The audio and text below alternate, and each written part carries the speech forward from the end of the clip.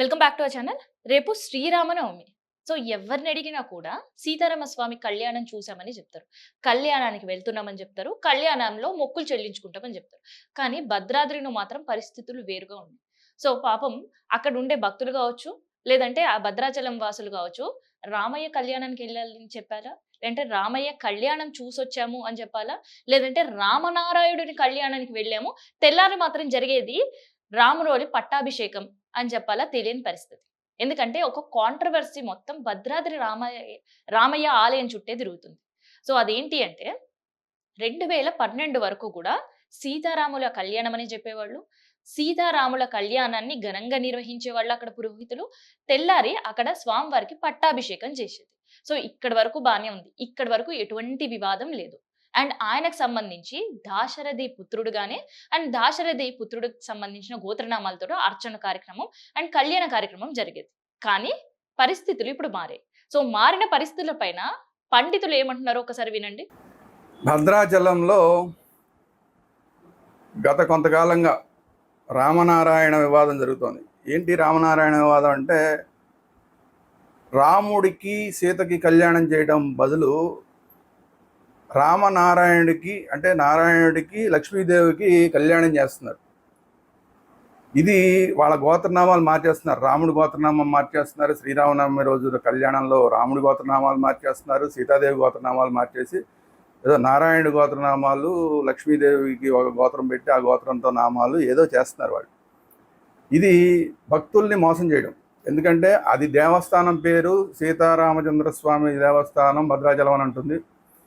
అక్కడ శ్రీరామనవమి రోజున రాముడి కళ్యాణం అని చెప్పి పిలిచి అక్కడ చేసేది మాత్రం ప్రవరాలు మార్చేసి నారాయణుడికి లక్ష్మికి పూజ చేస్తున్నారు. వెళ్ళిన భక్తులేమో మేము రాముడి కళ్యాణానికి వెళ్ళామనుకుంటారు. వాళ్ళు చేసేదేమో నారాయణుడికి లక్ష్మీదేవికి కళ్యాణం చేస్తున్నారు. మర్నాడు పట్టాభిషేకం మాత్రం మళ్ళీ రాముడికి చేస్తున్నారు. అసలు అక్కడ ఉన్న దేవుడు ఎవరు? రాముడా రామనారాయణుడా అనేది అక్కడున్న అర్చకులకే మరి తెచ్చో మరి ఎర్రో మరి ఏడో తెలియదు వాళ్ళకి. సో వాళ్ళు చేస్తున్న ఈ ఘోరమైన అపచారం ఇది 2012 నుంచి జరుగుతోంది. ఇంకా దీని మీద ఓపి పడడానికి వీల్లేదు. ఆయన ఎప్పటికీ దశరథ రాముడే, దశరథి రాముడిగా కొలవాలా? దశరథి రాముడే, దశరథ రాముడే, ఎప్పటికీ దశరథ రాముడే. భద్రాచలంలో ఎవరున్నారు? రాముల వారు ఉన్నారు. తెలంగాణ విడిపోకముందు ఎవరున్నారు? రాముల వారే ఉన్నారు. తెలంగాణ వచ్చాక ఎవరున్నారు? రాముల వారే ఉన్నారు. కాబట్టి ఎవడికి ఇష్టం వచ్చినట్టు వాడు ప్రతి పండుగ ఇవాళ కాదు రేపు ఒకటి చెప్తాడు, వాడిని ఇంకోటి అంటాడు. మొన్న ఉగాది అదే చేశారు, ఇప్పుడు శ్రీరామనవమి అదే చేస్తున్నారు. ఇక్కడ కేవలం యూట్యూబ్ అనే ఛానల్స్ ద్వారా ఎవరికి ఇష్టం వచ్చినట్టు వాళ్ళు మాట్లాడుతున్నారు తప్ప ధర్మాన్ని అనుసరించట్లేదు. సో విన్నారు కదా, అసలు ఈ కాంట్రవర్సీకి అంత కేర్ ఆఫ్ అడ్రస్ ఎందుకు కోర్టు మెట్లు ఎక్కాల్సి వచ్చింది అంటే 2012లో చిన్నజీయర్ స్వామి చేసిన ఒక వ్యాఖ్యలు. 100 సంవత్సరాలకు పైగా చరిత్ర ఉండే భద్రాద్రి రామయ్య ఆలయం రాములోరు కాదు అక్కడ ఉంది రామనారాయణుడు. అందుకని మీరు అందరూ కూడా రామనారాయణుడిని ఆయన పిలవండి అండ్ రామనారాయణుడికే కళ్యాణం చెయ్యండి అని ఒక మాట చెప్పారట. సో అప్పటి నుంచి కాంట్రవర్సీ స్టార్ట్ అయ్యి ఏకంగా ఒకసారి వినండి. 2012లో దాశరథి పుత్రుడిగా వశిష్ఠ గోత్రోద్భవుడిగా గౌతమస్య గోత్రంగా స్వామివారి కళ్యాణం జరిగిందట. ఆ 2013 నుంచి అచ్యుత గోత్రానికి ఆదినారాయణులుగా నిరాకారిగా సౌభాగ్యవతిగా సీతమ్మ పేరుని మార్చి అక్కడ లక్ష్మీ అమ్మవారి కళ్యాణం చేయడం ప్రారంభించారంట. సో ఇక్కడ ఆలయంలో ఉండే పండితులకు సంబంధించి 2 వర్గాలుగా విడిపోవడం, వాళ్ళు కోర్టులు మెట్లెక్కడం. సో అందులో కమిటీ సభ్యులు కొంతమంది ఉండడం, అర్చకులు ఇంకొంతమంది ఉంటారు. సో ఇట్లాంటి కాంట్రవర్సీ జరుగుతున్న సందర్భంలో ఉండే భక్తులు కావచ్చు, పండితులు కావచ్చు, అర్చకులు కావచ్చు, వేద పండితులు కావచ్చు, వాళ్ళు ప్రజలకి మెసేజ్ ఇస్తున్నారు. ఏం మెసేజ్ ఇస్తున్నారో వినండి ఒకసారి.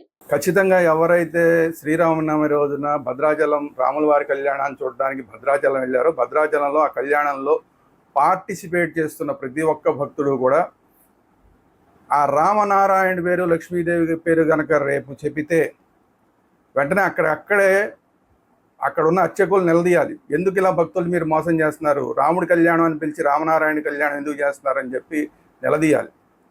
అక్కడ రేపు తలంబరాలు ఇవ్వడానికి ముఖ్యమంత్రి రావచ్చు, వేరే మంత్రులు రావచ్చు, వాళ్ళని కూడా నిలదీయాలి. ముఖ్యమంత్రి వస్తే ముఖ్యమంత్రిని, వేరే మంత్రులు వస్తే వేరే మంత్రులు, దేవాదాయ శాఖ మంత్రి వస్తే దేవాదాయ శాఖ మంత్రి, వీళ్ళందరినీ రేపు ఆ కళ్యాణం రోజు కళ్యాణం జరుగుతున్న దగ్గరే భద్రాచలంలో ఆ కళ్యాణ మండపంలోనే భక్తులందరూ నిలదీయాలి, అర్చకులు నిలదీయాలి, రాష్ట్ర ప్రభుత్వాన్ని నిలదీయాలి. రేపు ఇది హిందూ సంఘాలుగా అందరు భక్తులకి భద్రాచలం రేపు కళ్యాణానికి వెళ్ళే ప్రతి ఒక్క భక్తుడికి పిలుపునిస్తున్నాం. సో విన్నారు కదా. సో ఇక్కడ ఈ మొదలైన కాంట్రవర్సీ న్యాయస్థానంలో కాదు. ఇన్ కేస్ అర్చకులు ఎవరైనా మీరు రామనారాయణుడు అని రామయ్య పేరు మార్చినా, సీతమ్మ తల్లి వధువు సీతమ్మ తల్లి ప్లేస్ లో లక్ష్మీ అమ్మవారి పేరు చెప్పినా అక్కడే నిలదీయండి వేద పండితులని. ఎవరైతే రేపు పట్టు వస్త్రాలు తలంబ్రాలు తీసుకొని పొలిటికల్ పార్టీల వాళ్ళు ఎవరైనా వచ్చినారో అక్కడ వాళ్ళని మీరు నిలదీయండి అంటూ కూడా ప్రకటిస్తున్న పరిస్థితి కనిపిస్తుంది. సో మొత్తానికి రామయ్య కళ్యాణం కన్నుల పండుగగా జరుగుతుంది. లక్షలాది మంది భక్తులు వస్తూ ఉంటారు. తెల్లారి కూడా పట్టాభిషేకం అంతకంటే ఘనంగా జరుగుతుంది. కానీ ఈసారి కళ్యాణం ఏం జరగబోతుంది అనేది కొంతమందికి భయంగా, ఇంకొంతమందికి చాలా ఇంట్రెస్టింగ్ గా వినబోతున్నారు రామయ్య గోత్రనామాలకు సంబంధించి రేపు వేద పండితులు ఏం చదువుతారా అని.